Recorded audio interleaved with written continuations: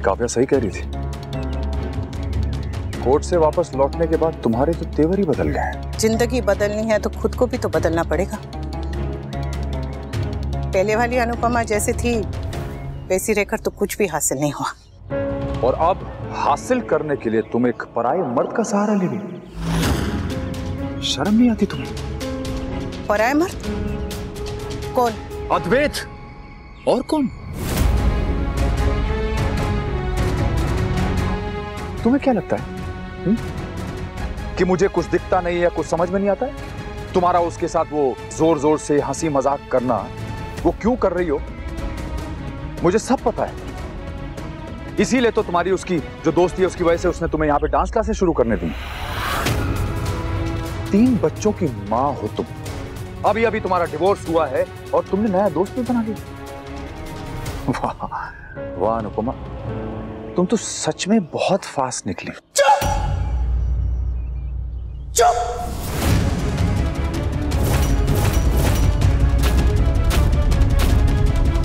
ये बात तो मैं तब भी बर्दाश्त नहीं करती जब आप मेरे पति थे, तो अब तो आप मेरे कोई भी नहीं है। इसलिए दोबारा से ऐसी बात करने की हिम्मत मत कीजिएगा। मेरी तो समझ में नहीं आता कि आपको परेशानी है किस बात की। आपको ये नहीं देखा जाता कि मैं खुश हूँ, आपको ये बर्दाश्त नहीं हो रहा है कि मैं अपने पैरों पे खड़े होने की कोशिश कर रही हूँ, जीने की कोशिश कर रही हूँ बिना आपके सहारे के। और वैसे आपको अद्वैत जी को बीच में लाने का कोई हक नहीं था, पर अगर लाए हैं तो एक बात अच्छे से सुन लीजिए कि एक औरत और मर्द सच में अच्छे दोस्त हो सकते हैं। हर कोई दोस्ती के आड़ में कोई और रिश्ता नहीं बना लेता।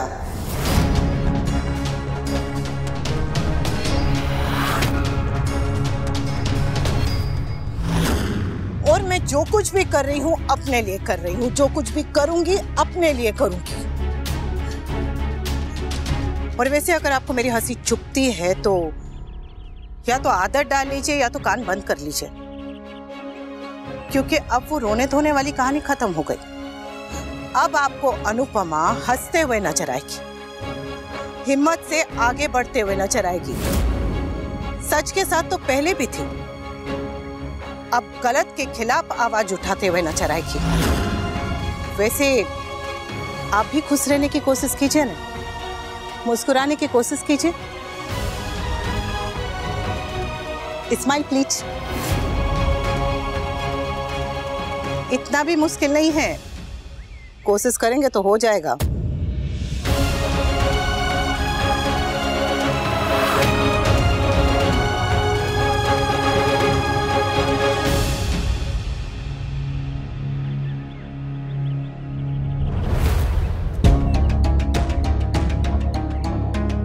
अनुपमा, तुम्हें एक गुड न्यूज देनी थी। कल मेरा और अनिरुद्ध का डिवोर्स होने जा रहा है। And this is all because of you. ये तो मुझे तुम्हें अपने तलाक के बाद कहना चाहिए था। तुम क्यों कह रही हो? क्योंकि अगर तुम वनराज को डिवोर्स के लिए फोर्स नहीं करती तो तुम्हारा डिवोर्स नहीं होता, और तुम्हारे डिवोर्स के बिना मेरे डिवोर्स लेने का कोई पॉइंट नहीं बनता। पॉइंट मिल गया, बधाई हो। अब मैं जाऊं? अनुपमा, एक बात और, अब बहुत जल्दी मैं मिसेस वनराज शाह बनने वाली हूँ, मगर इसका मतलब ये नहीं है कि मैं तुम्हें घर में आने नहीं दूंगी। आई अंडरस्टैंड तुम्हारे बच्चे वहाँ हैं, बापूजी वहाँ हैं, तो डोंट वरी, मैं तुम्हें शादी के बाद उस घर में आने से रोकूंगी नहीं। और बाकी तो तुम जानती हो ना कि कहीं पर भी रोज रोज जाने से इज्जत कम हो जाती है। तुम मेरा इशारा समझ गई ना? मैं जरूर ध्यान रखूंगी, पर तुम भी हो सके तो एक बात का ख्याल रखना कि जब तुम्हारे पति की नौकरी लग जाएगी ना, तो ऑफिस की सहेलियों के आने जाने पे जरा नजर रखना। तुम मेरा इशारा समझ गई होगी ना? वैसे समर और नंदिनी की सगाई नहीं हो रही है तो क्या हुआ? मैंने डिसाइड किया है कि मैं यहीं इसी रिसोर्ट में शादी करके ही वापस जाऊंगी। बिल्कुल करो, और अगर संगीत में डांस सीखना हो तो मुझे बता देना, मैं सिखा दूंगी 20% डिस्काउंट पे। तुम शादी में तो बिल्कुल आओगी, मगर मेहमान बन के नहीं, ब्राइड्स मेड बन के। हाँ, वो क्या है? दुल्हन की खास सहेली। मैं तुम्हारी खास सहेली हूँ? नहीं बताओ ने, मैं तुम्हारी खास सहेली कभी थी या अभी हूँ? तो फिर मैं तुम्हारी शादी में तुम्हारी खास सहेली बनकर क्यों आऊंगी?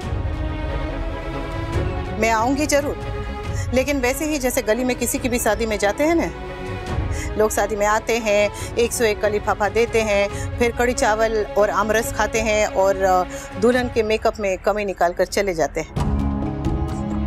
मैं भी वैसा ही करूंगी। हाँ, अगर तुम्हारा मेकअप अच्छा हुआ तो कमी नहीं निकालूंगी,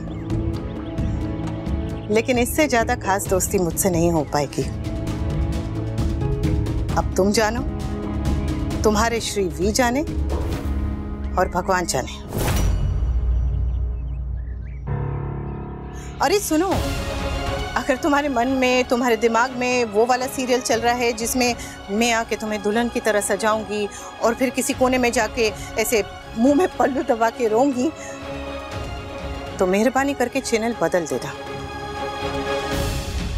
जय श्री कृष्ण।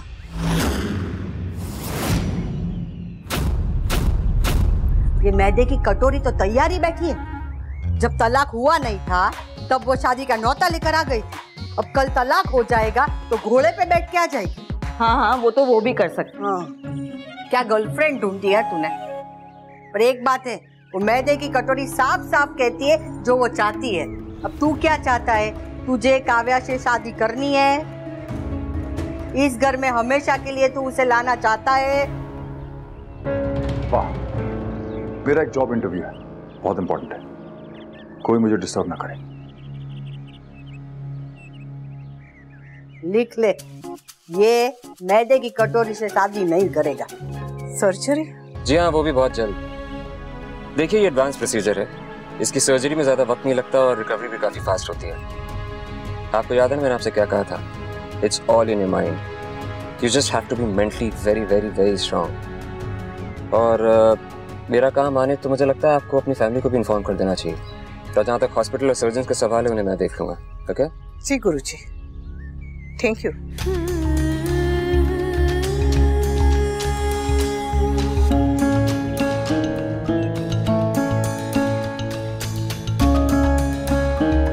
मम्मी। हाँ मम्मी, आप बिजी तो नहीं है? वो डिजिटल मार्केटिंग के लिए प्रमोशनल वीडियोस बनाने आती। चले? हाँ, चलो चलो चलो। सर्जरी में तो टाइम नहीं लगेगा, पर उसके बाद ठीक होने में लगेगा ना। तब तक काम नहीं कर पाऊंगी, तो अभी जितना हो सके करना पड़ेगा ताकि कुछ पैसे तो हो हाथ में। पता नहीं लेकिन इतने कम टाइम में करूंगी कैसे? 4 पैसे का कमाने लगी हो तुम, मुझे एटीट्यूड दिखा रही हो? 25 साल से मैं तुम्हारा खर्चा उठा रहा हूँ। और आप ये जरा भी मत सोचिएगा कि मैं इलाज के पैसे नहीं दे पाऊंगी, मैं कर सकती हूँ। मम्मी। हाँ आई। आज के इंटरव्यू में कोई गड़बड़ नहीं होनी चाहिए। आज का इंटरव्यू बहुत इंपॉर्टेंट है। तुम्हें अपनी फैमिली को संभालना है, काव्या और अनुपमा दोनों को दिखाना है कि तू क्या चीज है वनराज। So stay calm. देखिए, ये एडवांस प्रोसीजर है, इसकी सर्जरी में ज्यादा वक्त नहीं लगता और रिकवरी भी काफी फास्ट होती है। बस आपको मेंटली प्रिपेयर्ड रहना है। और मेरा काम आने तो मुझे लगता है आपको अपनी फैमिली को भी इन्फॉर्म कर देना चाहिए।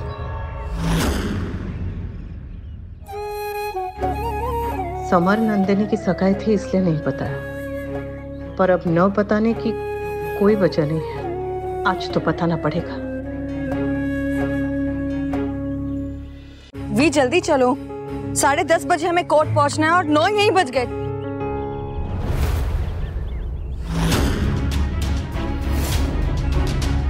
आपकी दुनिया आपके हवाले। बच्चे तो उसके साथ हैं ही, ऊपर से अब उसे अद्वैत जैसा अच्छा दोस्त भी मिल गया है। All the best Kavya. Thanks. Kavya, तुम्हारे डिवोर्स के बाद हम शादी करेंगे। Really, V? I'm so happy, V, कि तुमने शादी की बात खुद की। I love you. So happy, so happy, so happy. पाखी, तोशु, समर, चलो ब्रेकफास्ट रेडी है। अरे पापा का फोन, वो तो यही भूल गए, मैं देकर आती हूँ।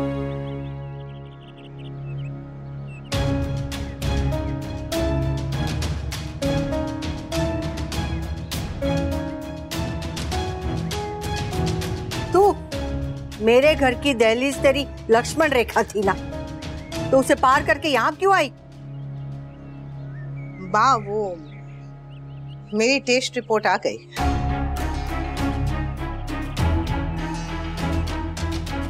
वो जल्दी सर्जरी करानी पड़ेगी।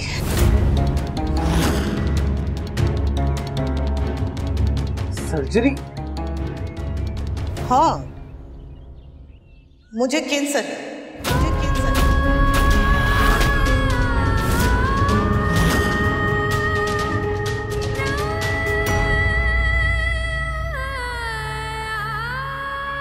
आप लोग परेशान मत होइए, सुनने में बड़ी बीमारी लगती है पर ऐसा नहीं है कि इसका इलाज नहीं हो सकता। समय पे पता चल जाए तो सही हो सकती है। मैंने पहले ये बात नहीं बताई क्योंकि समर और नंदिनी की सगाई।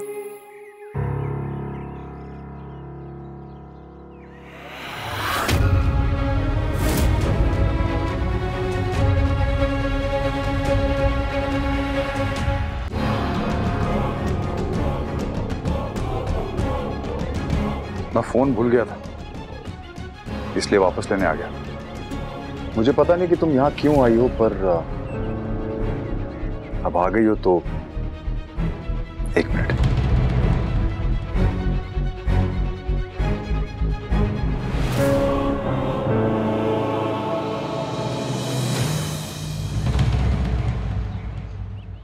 ये मेरी और काव्या की शादी का कार्ड।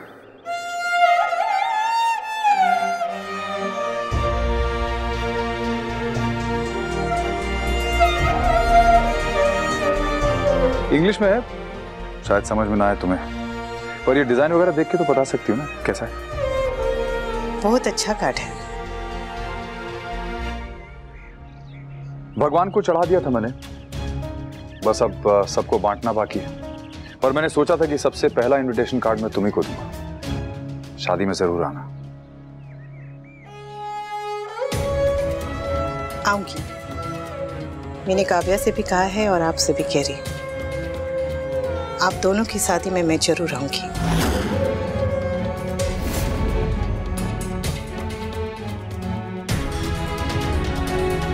Thank you.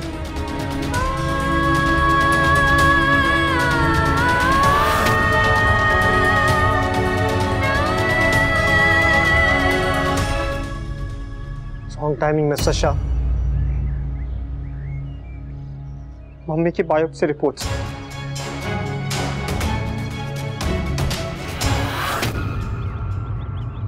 कैंसर।